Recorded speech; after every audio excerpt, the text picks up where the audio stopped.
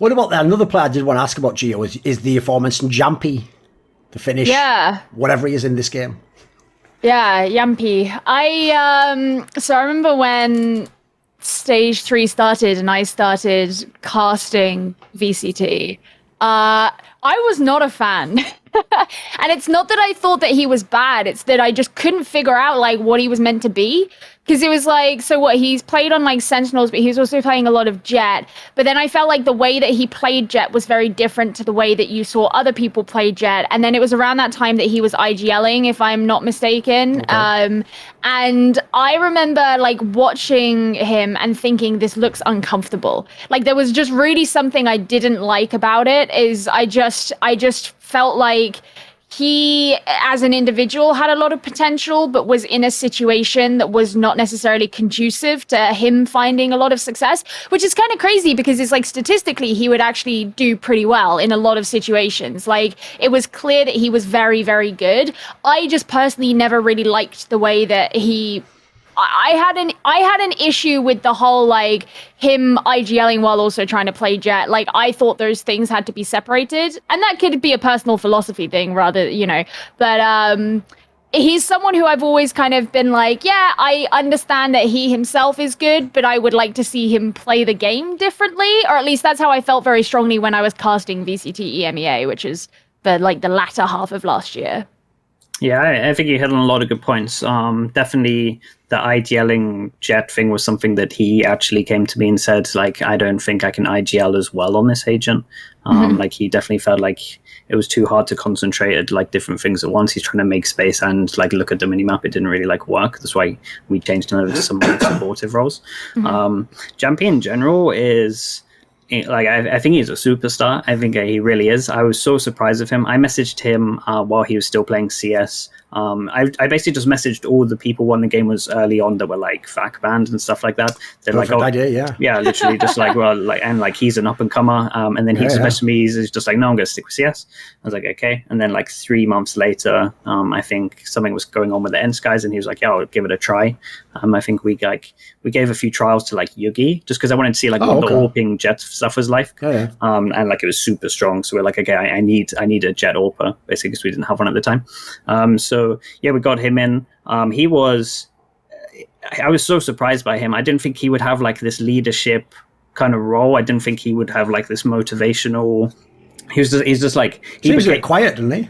That's what I thought, but he just becomes this like leader. He's super outgoing. He's everything that like I just didn't think that he was going to be. Like he looks so unassuming and innocent. Yeah, literally that. But he's like loud. He like has so many like leader traits, and I was like, this is incredible. Like this is kind of what we need. Like the kind of person to like pump us up, joke around, get us all motivated. Like him and Scream like together to kind of motivate everyone. So yeah, I got like way more than I expected from this guy.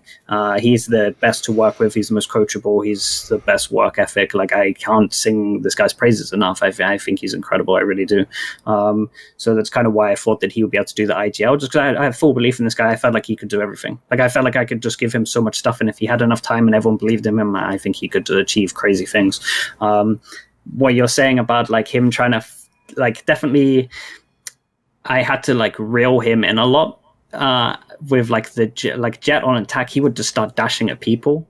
Like instead of going to like an off angle. Yes, he would just, I remember thinking like we need some discipline on this man. Yes, very much so. Yeah, so that was like the main thing I had to do with him was like discipline. He was like literally just. It was like the agent could headbutt people or something. He was just dashing at them. It was wild. So we had to try and find like discipline with him.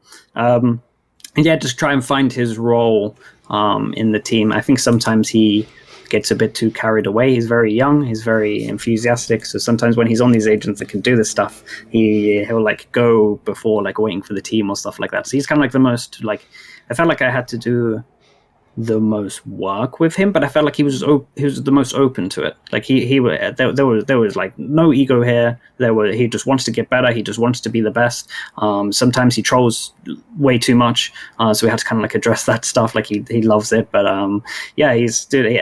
I can't say enough good things about this guy. I think he's a superstar. He was everything that we needed to replace Echoes with, but just more. So yeah, it was great. I kind of would have liked to pick up an IGL, but it was at the stage where and again, this all goes back to like what I said at the beginning. Like, I should have picked up an IGL at one point, but like the game was so dominant with an operator in a Jet's hands that actually was more of a priority. It was that strong. It was that strong. So I had to get that. This was pre-Astra as well. Yes, exactly. Yeah, it was really strong.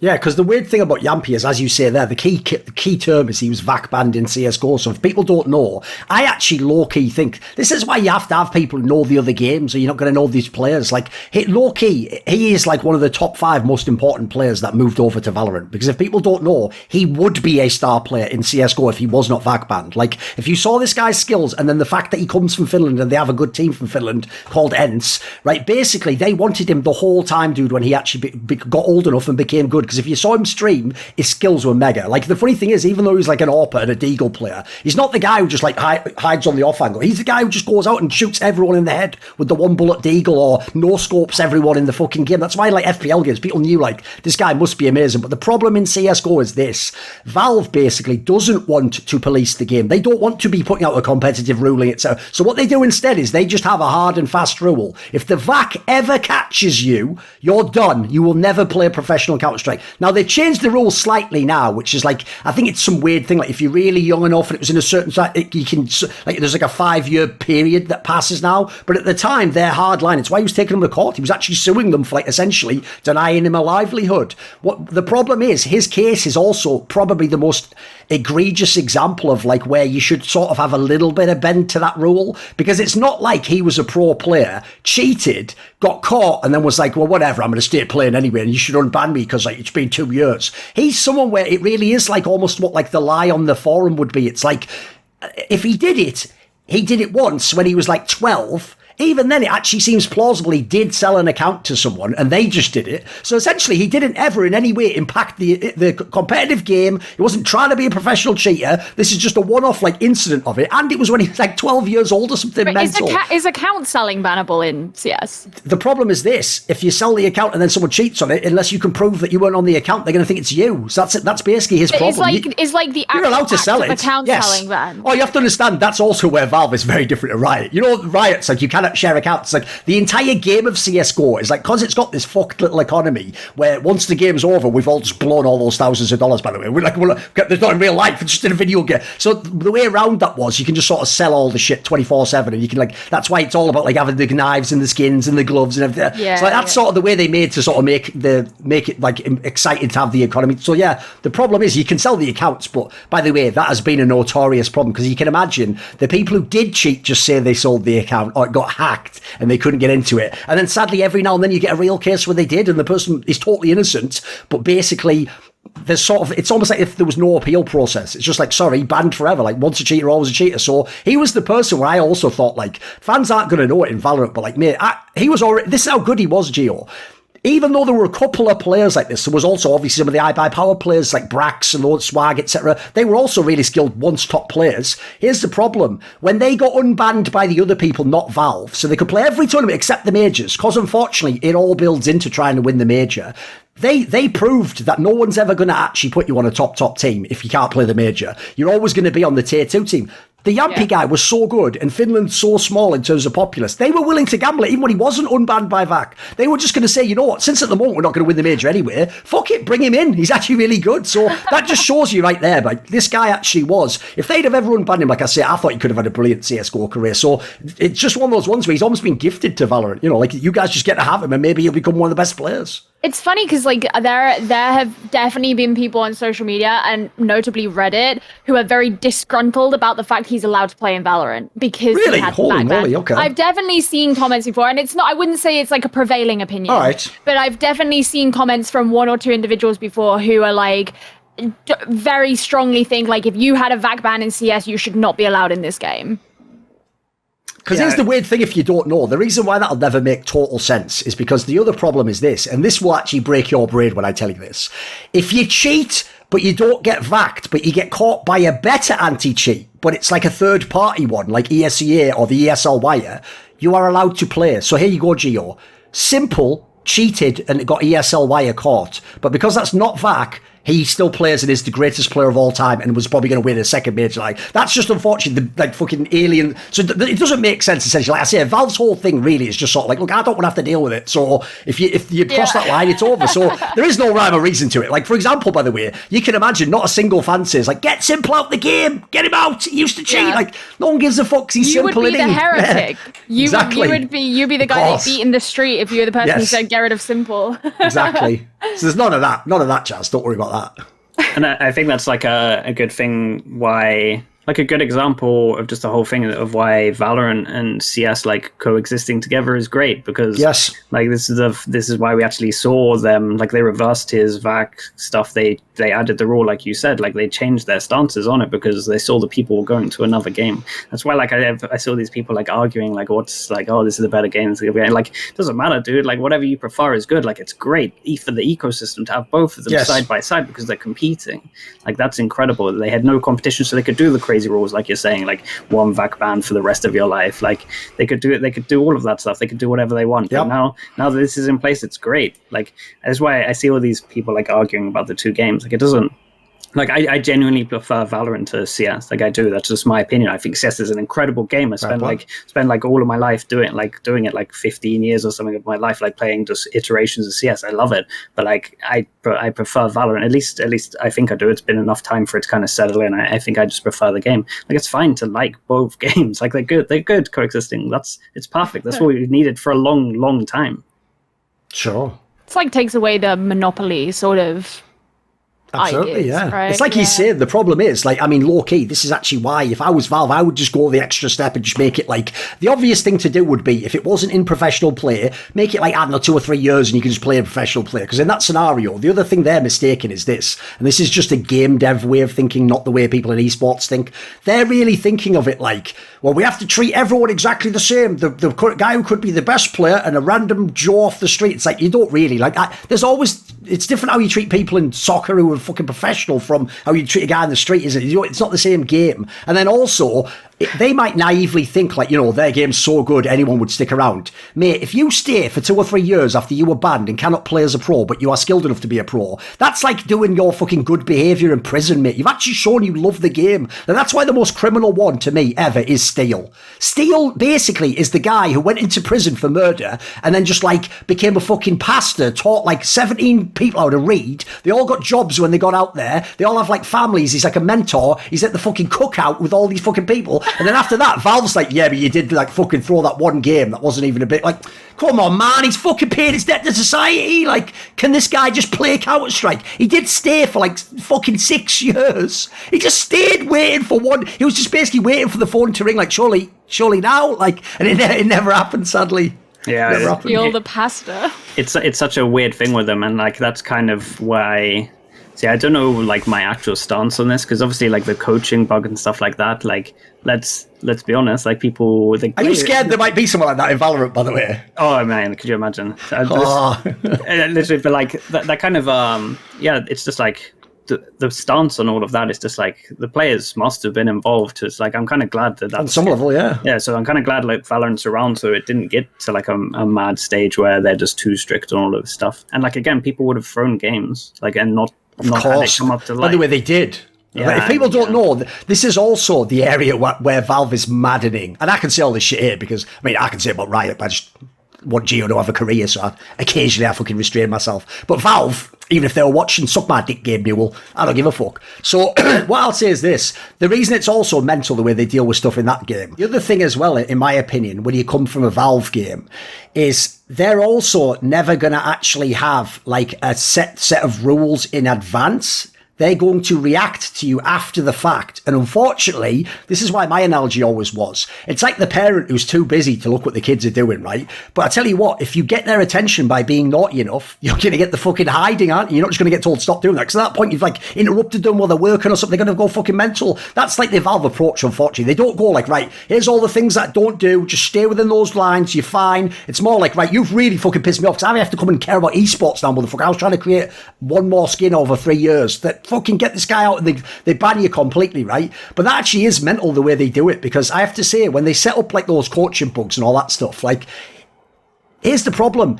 It's only the moment you start catching people, you start giving them these mega punishments. So if people don't know, the game Steel threw was genuinely a game that the only people he fucked was anyone who bet on I Buy Power, basically. That's it. He defrauded those people. That's it. The game itself was a meaningless game. It was an online league game. His team had already qualified to the LAN finals. So by the way, sometimes you even troll that game anyway. So their logic to them was like, and here's the kicker everyone doesn't know. Dazed, who was his teammate, owned the other team that they were playing in the match. So he was, I'm sure, even thinking like, dude, I'm only cheating against my own team. Like, it's not even like I'm actually trying to fuck those guys. I'm even giving them the win. So the problem was, that is treated as though it was like the greatest crime in the history of esports, right? Here's what people don't know, Gio. Because no one was looking into match fixing, but we do know this, we just don't have the hard evidence. Because the real secret of why they got caught was one of the people who wasn't even in the game, but he was just involved with the betting on this match. He confessed it all in text DMs to his girlfriend and then cheated on his girlfriend, and that was the way she got back at him. She just revealed it and sent it all to Richard Lewis, including her phone. That's the only reason though, because here's the problem. Richard already had all the evidence. He had like the betting patterns go crazy to 99% for the underdog. Yeah, but this was like the cherry on top of the cake. The skins all go there. You could trace them all. Like they didn't even do a good job of it. Like there was no crypto back then, so they didn't even know how you could abstract trading. it. Yeah, you could have absolutely caught all these people, but it was just essentially actually the sort of sexy TMZ angle that made people take notice and they banned them. So the craziest thing is this. Fans do the same thing. On Reddit, right, to this day, there'll always be a fan like, Steel should never be unbanned. You know what? Spoiler, I won't say the names, but actually a few of them have pissed me off recently. You know, people like Virtus Pro. Yeah, I've heard they were throwing games. I've even seen there's some compelling evidence that actually they might have thrown games in the early days. Because if people don't know, back when you used to make the 3K a month, they were just looking at those meaningless games, like the same scenario. You have a best of 3 and you know you're going to beat the team and it's in the upper bracket. So you go, right, first game, it's our strong map. Oh God, the odds are crazy for us. And you just put the bet out. You get your little 10K back each. And then you still, by the way, you might still win the game. You might still go on in the bracket. So to you, they were even thinking, it's harmless, isn't it? So you don't know, CS fans, how many of your fucking heroes in those early days, first 2 years through games, like I'm talking about major winners through games. I'm talking about like people in the HLTV top 20. People also, by the way, who, this is just what esports is like, who even came out when some later people got banned and were like, you can't be doing that in the game. And the whole time I'm just sat there like, motherfucker, if I had that evidence. Richard Lewis is too kind for you guys. If I had that evidence, mate, I'd be replying to your tweet with a screenshot and just go, is this you? Like, because there was some mad ones. There was even one where, like, one got semi-caught, for example.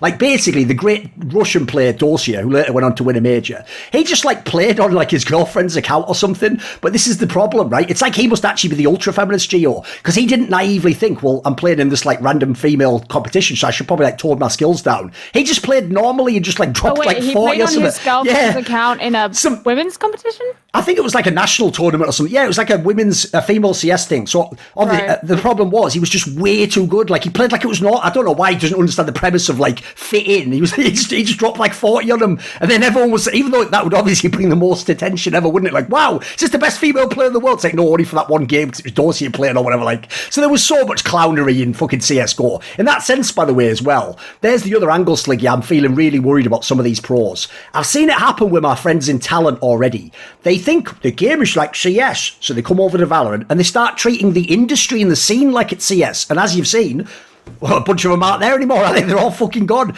The players are so close to that, bro. Like when I see these NA players from like FaZe class stuff and they're just fucking popping off about Riot, I'm like, oh, you don't even know what's coming for you. You don't even know if you step out of line in this game, and especially like we're talking about here, you fuck up like cheat or something, they will do you for life, mate. You will get the harshest punishment. They will wreck you, and they're not going to be disinterested. They're not going to be like, look, unless you really get our attention. If you do one thing, they're going to be on you. So definitely that's something that I've noticed from like events as well, because I've done loads of CS events. When I go to the events, I felt like again, I used to work for like Face and all that stuff, so I would like talk to all the admins and stuff like this. Like the admins, you could feel that they knew in CS, they knew that the players had all the power, like for sure. Yes, especially big players like superstars basically bully them, don't they? For sure. So and then when you come to like Riot events, I don't feel that at all. Like I literally feel like they it's just their way, and I genuinely think that this is better. Like, I've seen some of the stuff that some of the players in CS get away with. So like, honestly, I'm fine with it. It's definitely like a stark difference that I can see like from the events. So yes. So yeah, players definitely can't get away as much, and it's like their rules and like what they say goes. But yeah, I genuinely do think to an extent it's better. Yeah, comparing the two as well, like the thing, like going back to the whole Jampi, so he joined us, and then 2 months or maybe even like a month later, they decided to revert. They put the VAC ban thing in, like pretty much just giving like this young guy like a choice of like what he has to do, of like, does he go back to the game that like he essentially loves, or does he stick with this new game that he's only like 2 months in and join a big org for? So it's definitely like a big decision for him. I had like a lot of talks with him, so that was kind of like a nice process to kind of like plan out, I guess, essentially like his future. We kind of so how we left it was like we kind of just agreed, and like this sucks obviously for like looking back at it, we just kind of agreed together we would like win a champions, and then if he really felt like he wanted to go back to CS, then he could go back. And I think maybe that's why he talked about going back to CS recently on some of his streams. Right. I think that might have been like when I left, maybe that was like a trigger reaction. But I think he still, as long as like what I can see, like from like the talks that we had, like he's gonna, I think he wants to win something fast, and then he'll kind of like consider it. But I think he's not, like, I don't think he's done with this game until he like wins something, and then it's kind of like, then he has to make a decision. But I don't think he's going to do a change until he like wins. That was basically the conversation that we had, that we were going to do it together, because it was such a big decision for him, and he was like 18 or something, 17. Yeah. Want to see more cool, funny, interesting clips based on topics from my content? Well, subscribe to this channel then, or, be a pleb and don't.